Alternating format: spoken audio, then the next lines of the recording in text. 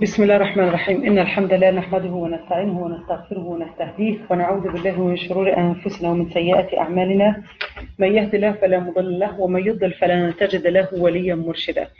Inshallah, today we're going to be talking about a very important topic, which is called Hilyat al-Talib. We're going to be explaining the book for Hilyat al-Talib.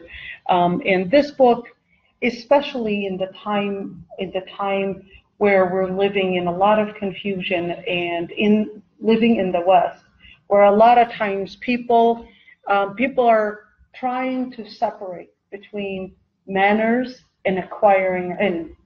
And I was very happy to actually get the phone call from the sisters that said, this is what we need to learn, because this is a very important topic, especially when we actually live in an age there that's trying to differentiate between religiosity and getting the manners and acquiring the manners. This book is a very important book because it doesn't only discuss the manners for the student of ilm, but it also discusses the manners that a Muslim must have. When we say the manners that a Muslim must have, we're actually talking the Islamic manners, something that is going to elevate our spirituality. And it's not just manners that are going to be blocks of words or blocks of manners without having the spirit in it. Now, one thing about the author, Bakr Abu Zayd, he's an author that was, although younger than Ibn Uthaymeen, but Ibn Uthaymeen actually did explain his book. The book is translated into English, and the good news is it's a very good translation, pretty much. The book is available online. In the English translation, you could see that it's called The Etiquettes of Seeking Knowledge, and the translation actually is available online on the website, I think, Kalamullah. And this is the book that you see in the background, The Etiquette of Seeking Knowledge. And the translation was done in 99 pages. So it's not that big of a book. But the beautiful thing is that the author did have it in different chapters, and you could see that the chapters are the methodology of seeking knowledge, the etiquettes of seeking inner knowledge or inner self, and the etiquette and the adab that we have to have with our shaykh, and the etiquette of companionship, like sisters amongst sisters and brothers amongst brothers, and what kind of adab they're supposed to be having, and most importantly, the etiquette of students in leading life of knowledge. Right now, as Muslims, we're pretty much each and every single one of us is supposed to be taking the role of being leaders in this community, whether you are part of MSA or whether you're not part of MSA, and finally adorning yourself with the implementation of knowledge. We're going to be discussing each and every single one of us one of these categories. But why is this book important? And why is talking about it very important? Because when you're actually talking about Islamic knowledge, right now, like never before, I would consider, after the Prophet ﷺ, we're actually getting more and more students of ilm coming up, and we're getting more people, especially in the Somali community, I must admit, that are actually working hard in acquiring ilm and don't want sandwiches of ilm, but they really want to go to the butter. And mashallah, I'll tell you, when I was a little girl back when I was in Minnesota here back in 1987, for example, we didn't really have any of these students or places for acquiring ilm, or even halaqas, or even anybody actually going to a duksi or hifl. It wasn't until the Somali community actually came in that brought about the change. And it wasn't just the change in bringing about memorizing Quran, but it's even about students of ilm wanting the real butter, wanting to get to the ilm itself. So we are getting lots of students of ilm that are looking to get better ilm, and looking to get the real ilm, and looking to study Lugha Arabiya, to learn Islam, and looking to study Islam from the main books. So we are getting an increase amongst the Muslim students, in getting there. And at the same time, we're actually getting, on the other side, we're getting something really dangerous, which is an increase in what are called the Ruwaybidah. What are Ruwaybidah? If you look at the situation that we're in, Ruwaybidah, there's a hadith where the Prophet ﷺ actually said that there are going to be some years where they're going to be very misleading. They're going to be very confusing to many, where the honest person will be considered as a liar, and the person that is honest will be called a liar, and the person that is a liar will be called an honest, and the person that commits treason will be considered the patriot person. And most importantly, that you'll be getting a lot of people that are Ruwaybidah, or people that are not specialized in Islam, actually speaking on behalf of Islam, or actually speaking in the big matters in Islam. Unfortunately, for example, one of the hardest topics in studying fiqh, I'm specialized in fiqh, is really siyasa shar'iyya, which is Islamic politics, or politics in Islam.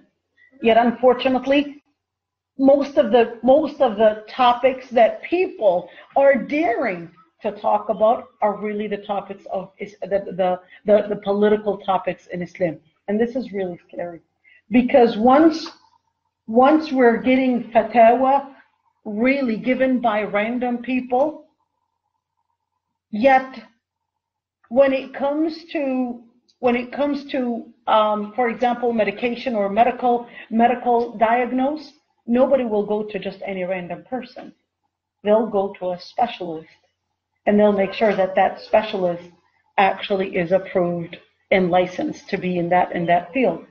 But unfortunately, when it comes to Islamic studies, it's one of the most fields that unfortunately is not respected by its own people. And unfortunately, a lot of times we're actually seeing the people that are not specialized, that are actually coming up in speaking, but are actually put in those positions of leadership. When they're put in those positions of leadership, it becomes confusing for the lay Muslims on whether this person is considered what Islam says or not. Yet this increase in acquiring education is missing the mentorship, the ilm, and of course the guidance to liberate the aqidah from the jahili thoughts of postmodernism and innovations, and having those that are steadfast. This is a very big word when we actually say guidance to liberate aqidah from jahili thoughts and postmodernism. What does that mean? Right now, what we're actually seeing is that a lot are actually confused on what Islam itself says and what ideas they pretty much got not from Islam, but most importantly from the new atheist philosophy. When I say the new atheist philosophy, you're talking about the philosophy that you actually learn from in school, the philosophy that you learn from in your universities, in where it's talking about the relative, or that there's no truth, the relativity in truth, and then you end up seeing many, once you actually say this is wrong or this is right, then you're actually called being judgmental, or you're called different names, because it actually considers that there is no truth. Therefore, because it considers no truth, it considers that any way to define any action as right or wrong as simply being judgmental, or you're just being disrespectful. But in Islam, Allah subhanahu wa ta'ala and the Prophet, Allah subhanahu wa ta'ala, through the Prophet ﷺ, actually gave us the definitions of how to distinguish right from wrong, and how to see the world around us through the lens of Quran and Sunnah, through the lenses of Quran and Sunnah, in order to help us distinguish the different paths that many, and when I say many, majority, will actually be following delusion and not be following haqq. The contemporary culture, with that postmodern culture, refuses teacher mentorship in guiding the students to better akhlaq, yet it mandates studying and training for dunya knowledge. What do we mean by that? If you look at the contemporary culture around you, in school, in your university, you could see that they would refuse the teacher mentorship or even the shaykh mentorship to actually train you to better your akhlaq or better your deen. Once the teacher will say, you know, you shouldn't be doing this, or will watch you or help you elevate yourself or go up the ladder in akhlaq, that's when a lot of times within this culture that, no, they don't have the right to say that. I went to public schools here in the US, and the teacher could not say anything when it came to akhlaq. That's not the case in Islam. In Islam, no, the teacher plays an important role in mentorship and helping the students get elevated in their spirituality and in their akhlaq. And that's why it's very important to also have a teacher in order to help you, and even in order to help you, and even let you notice where is the change taking place. Unfortunately, this is acceptable when it comes to secular education, whether you're studying to be a nurse, or whether you're studying to be a doctor, or what, no matter what, even if you're just studying to drive. There has to be licensure. There has to be that mentorship. They can comment on your mistakes and you have to accept it.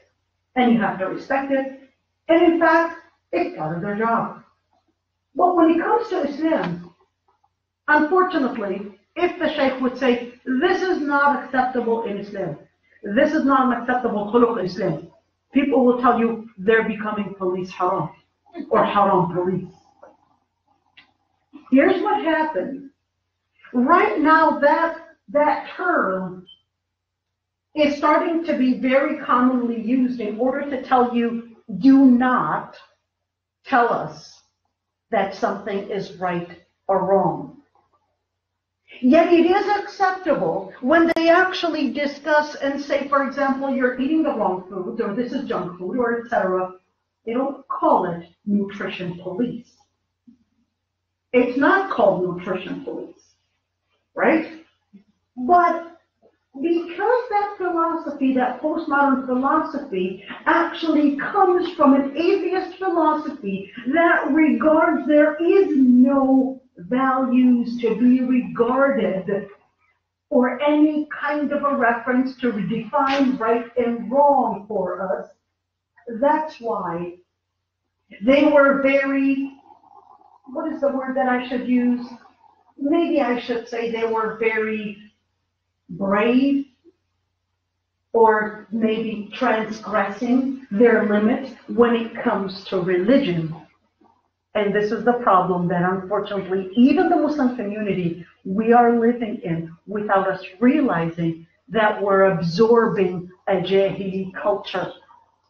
Allah subhanahu wa ta'ala actually said that كُنْتُمْ خَيْرَ أُمَّةٍ أُخْرِجَتْ لِلنَّاسِ تَأْمُرُونَ بِالْمَعْرُوفِ وَتَنْهَوْنَ عَنِ الْمُنكَرِ.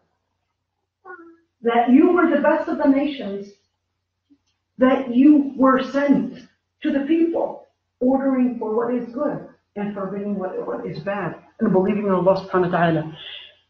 And one thing is, when we actually discuss this philosophy around us, and a lot of times penetrating our minds, we're not realizing it until we probably see some of the implications in our society. Number one, they'll call you're just being judgmental. Because, like I said, they'll call you being judgmental because they're considering that any type of any type of philosophy, any type of religion that would call any type of an action, define it right or wrong, judgmental, meaning that you're being derogatory and that somehow you're considering yourself as the center. When you say you're considering yourself as the center, that's where the term being judgmental comes from, because it considers there is no center. But in Islam, no, the center is Islam. As a Muslim, believing in Allah subhanahu wa ta'ala and believing in Muhammad ibn Abdullah being the messenger of Allah subhanahu wa ta'ala, I go back to the Quran and Sunnah to help me define right and wrong. And of course, when we actually talk about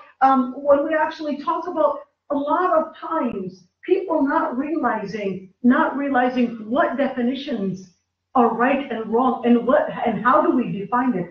This actually led to many unqualified teachers teaching Islam.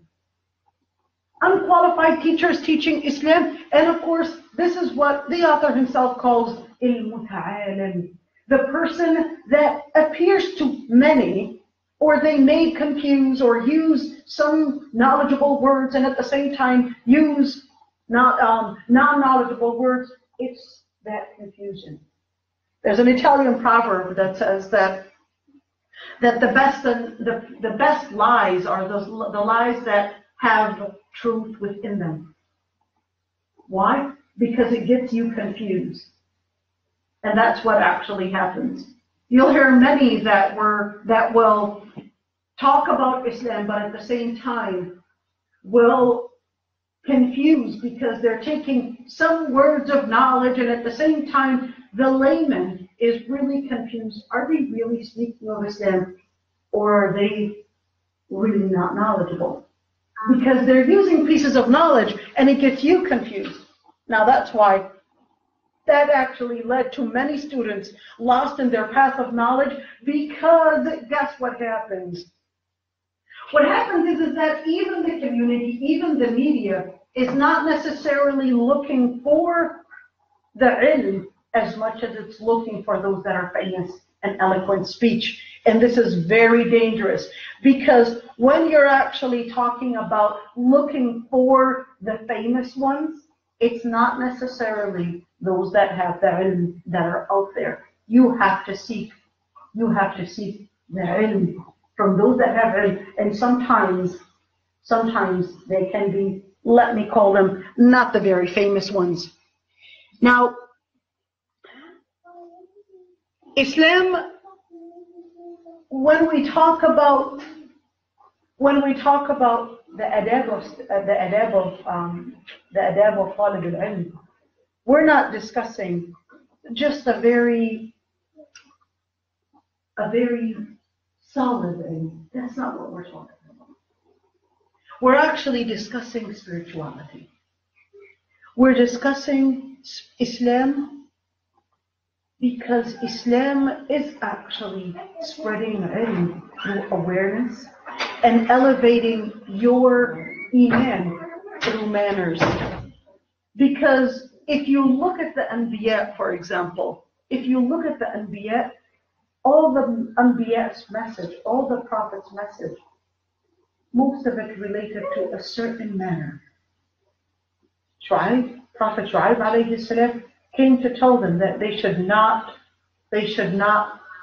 cheat in selling. Prophet Lut alayhi salam was talking about the issue of the sexual aberration and the sexual deviation, and talking to them about that. If you look at more and more prophets, the story goes on in where you cannot separate between manners and iman in your spirituality. You cannot separate between manners and ilm, because they're all intertwined. They're all connected together. And that's why even if you look at the adab, or if you look at the pillars of Islam, the pillars of Islam are actually related to a lot of akhlaq. When we're talking about shahada, we're talking about the salah, there's some spirituality, but you're also talking about siyam in order to help you gain that spirituality within you in order to gain that capacity to face a lot of the different manners that are taking you down. Zakat, it's about a manner that is teaching you between the spirituality of giving up on the wealth in order to give it to those that did not acquire it, to teach you the adab and the spirituality of giving, the spirituality of not holding on to the wrong thing, holding on to your Islam even if it means giving up on the stuff that you yourself acquired. Now, ilm is the path of iman, guidance and discipline. What do we mean by that? Generally, when you seek ilm, it's not just a moment of, okay, I'm just going to get tested and move on. But it's actually trying through ilm. This is how you're going to gain your iman. This is how you're going to gain your love for Allah subhanahu wa ta'ala. This is how you're going to gain the guidance, because there's absolutely no way that you can gain the guidance if you don't actually take the movement to learn how to find your path. But at the same time, you may know the route or the route to your destination. But if you do not take the route, if you do not practice that route, you have not gained the discipline. Discipline is spirituality. You have to practice, but in order, just like when you're going in any way, if you're going anywhere, whenever you go to any place, in order for you to know where you're going, you first have to know the map to it. Knowing the map, it doesn't necessarily tell you that you have got to your destination or that you reached it. You got the map, but the map is supposed to help you get to your destination. In order to get to your destination, you have to follow the map. Right? You have to follow the map. In order, when you follow the map, the more accurately you follow the map, the sooner you will get to your destination. Now that's why Allah subhanahu wa ta'ala actually discusses, for example, when we look at the ayat, it always talks about two things. One, it talks about those that amanu, amilu salihat, and it also talks about amanu, or belief in the yawm al-akhir. And then it says, لا خوف عليهم ولا هم يحزنون. You might say, how does it go? Number one, if a person does not know their purpose of life, that is their own existence, they're not aware of it, they're going to live that fear because they don't know where they are. Kind of like somebody walking in the darkness. They're going to live in the fear because they don't know where they're going. They don't know where they are. If all of a sudden, let's just suppose you were driving down the street and then your GPS all of a sudden lost its connection. You don't know where you are. You know you're supposed to get somewhere, but your phone totally lost connection. You're going to get scared, especially if you actually totally lost connection and you started driving and your phone's still not picking up any signal. Right? Now here's what's going to happen. You're going to keep moving, and that's why many will live that fear because they don't know the purpose of their own creation. So Allah subhanahu wa ta'ala said they're going to be living in fear. At the same time, the person that doesn't know where they're heading, the destination that they're going to, which is in Yawm al-Akhir, they're going to be living in sadness. And that's why if you look at the community around us, depression is always on the rise. Why is depression on the rise? Even though all the means for happiness, according to at least the materialistic studies, are there. We've got the health, we've got the food, we've got the water, we've got clean water, we've got food, we pretty much have everything. Yet why is it on the rise, despite the fact that all the materialistic factors are there? Well, simply because Allah subhanahu wa ta'ala says that when you look at the destination, there's that belief in Allah subhanahu wa ta'ala and there's that belief in Judgment Day. When they're just living in the time of history, if you look at it like an axis, the time of history, they're driving down the road, yet they're looking through the mirror that takes them back. They're driving, but they're looking at the mirror that's taking them and making them look at the rear end. They're going to be going through those depressions. At the same time, the Prophet ﷺ, or the ayah actually, Allah subhanahu wa ta'ala actually tells us, Allah subhanahu wa ta'ala gave us the qadr. The iman of al-qadr, belief in qadr, is to help us understand where am I going in this whole map of life in history. Because if you don't know where you are in the time lapse of history, then you're going to be followed in that confusion yourself.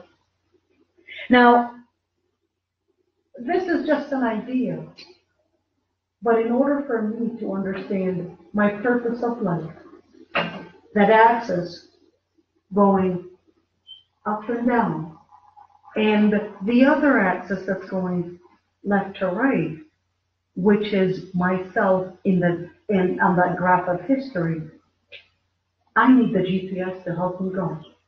And that GPS is Islam. That GPS is the Quran and Sunnah. That GPS is Sharia. Without it, وَمَنْ أَعْرَضَ عَنْ ذِكْرِي فَإِنَّ لَهُ مَعِيشَةً ضَنكًا وَنَحْشُرُهُ يَوْمَ الْقِيَامَةِ أَعْمَى قَالَ رَبِّ لِمَ حَشَرْتَنِي أَعْمَى وَقَدْ كُنتُ بَصِيرًا قَالَ كَذَلِكَ أَتَتْكَ آيَاتُنَا فَنَسِيتَهَا وَكَذَلِكَ الْيَوْمَ تُنسَى.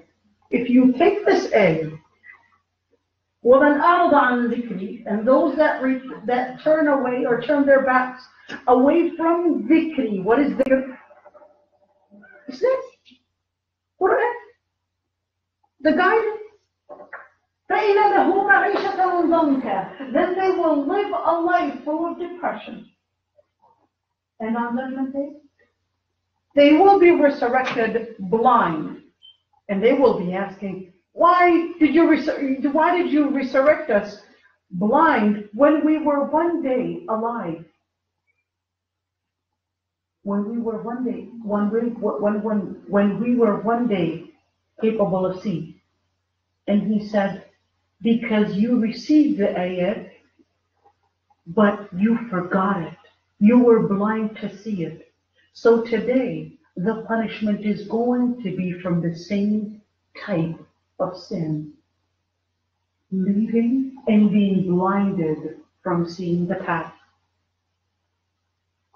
The path, the GPS to understanding. The GPS in order to make sure that you do not succumb to your whims and desires. Because we have the body, we've got the mind, and we have the intellect. Your body, your mind, and your intellect. Your intellect, Allah subhanahu wa ta'ala gave you the intellect in order to distinguish, to know which path am I supposed to follow. Christianity, Islam, Judaism, in order to help you distinguish, where is haqq. You go up a ladder. Then you get into, you've got the body, and you said the intellect, the body, and the mind. The body, which is the second path, the second step. After your intellect was capable of finding you the path, Islam, then your body takes the other part, which is manners. In order to go up the ladder after being Muslim, it must be through manners. You might in the beginning say, so then what? What is it going to lead me to? Manners, you can never get to the third step of getting that spiritual elevation unless you go through the second step, which is manners. And that part is mentioned in the hadith where the Prophet ﷺ actually tells us that when the person believes that their body, all of their organs will actually testify through manners. They'll testify through manners. The heart will testify. The eyes will testify with the adab of lowering the gaze. It's not separated. And that's why, if you look at the hadith, when the hadith of Umar ibn al-Khattab, when that man, and they said, we were sitting with the Prophet ﷺ, and a man came and sat in front of the Prophet ﷺ, put his legs or his knee next to his knee, and his hands, he put them on the top of the Prophet ﷺ's thighs. And he said what? And he said, tell me about Islam.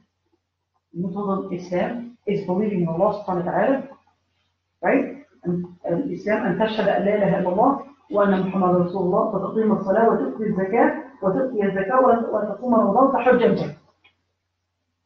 Just the main belief.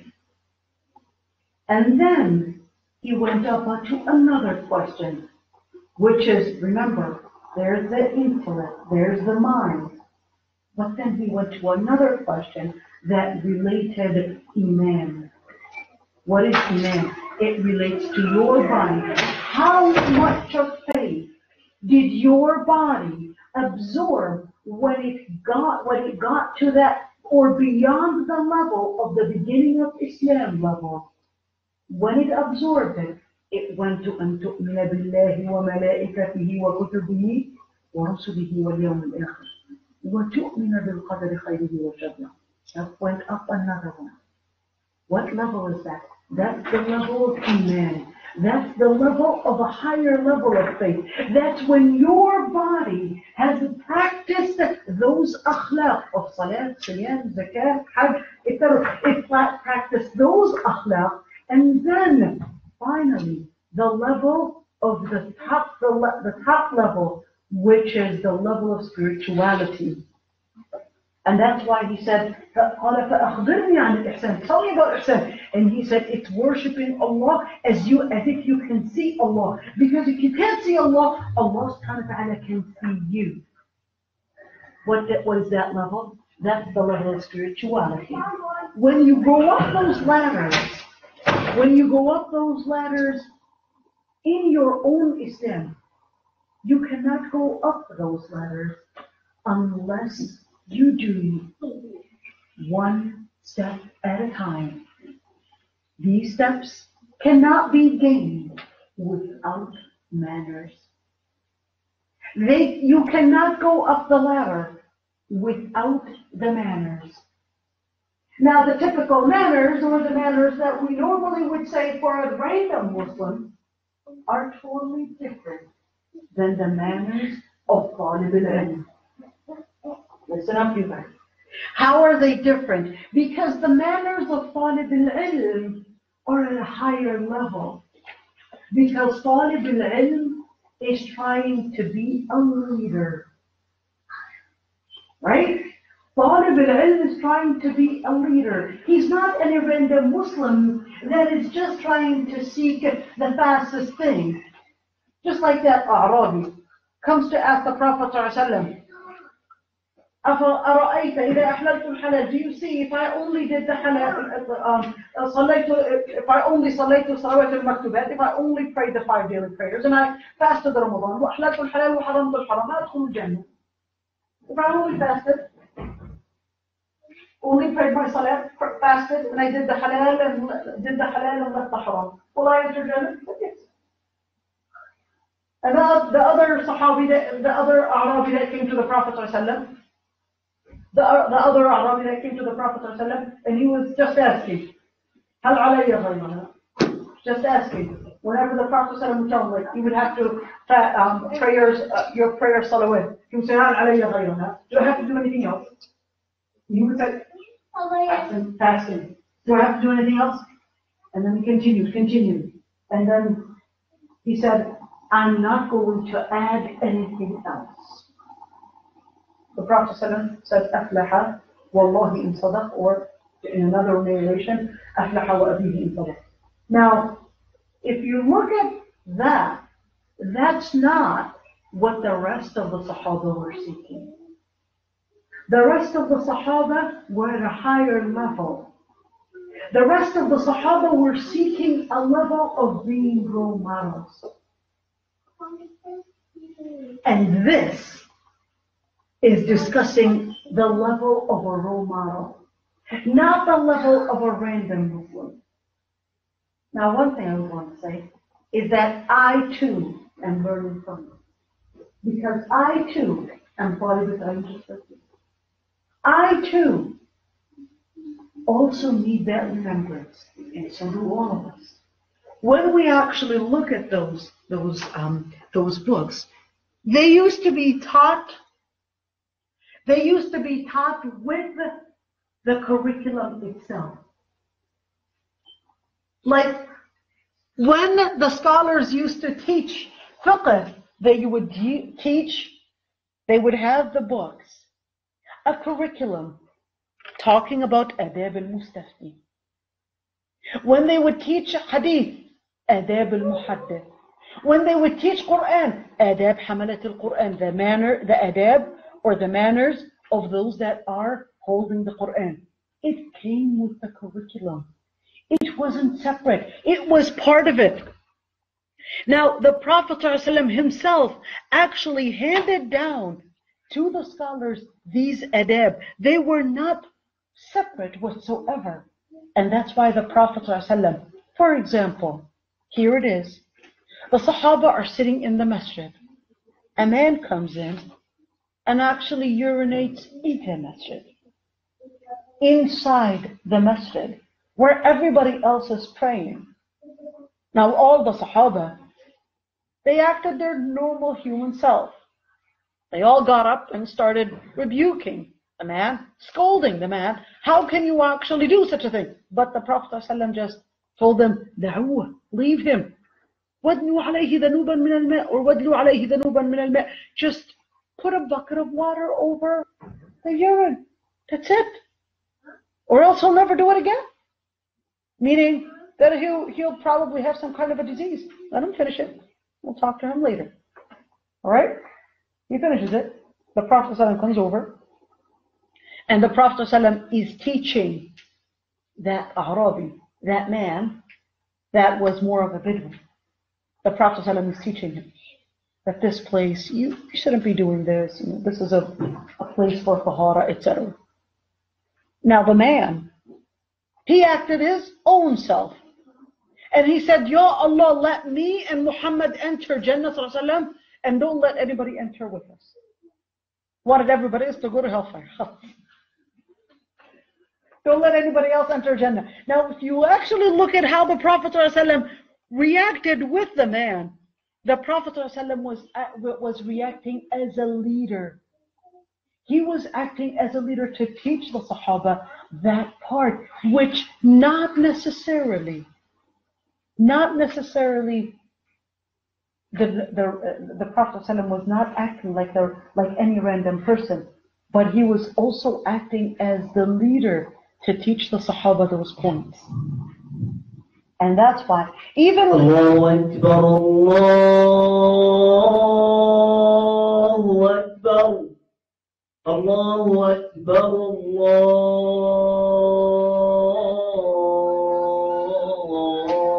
Allahu Akbar.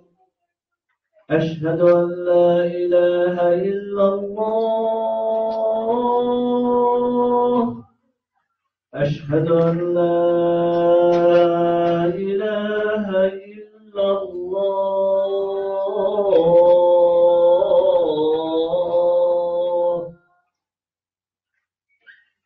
أشهد أن محمدا رسول الله.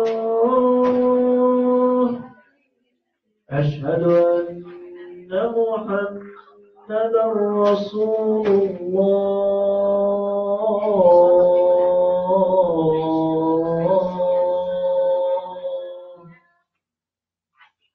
حي على الصلاة.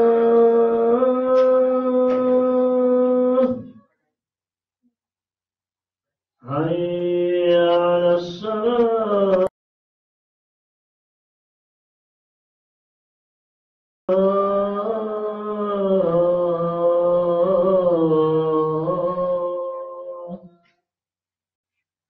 حي على الفلاح.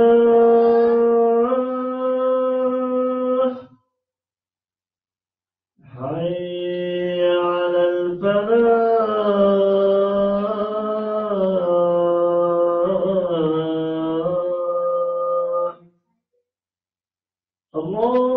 الله أكبر. الله أكبر. لا إله إلا الله.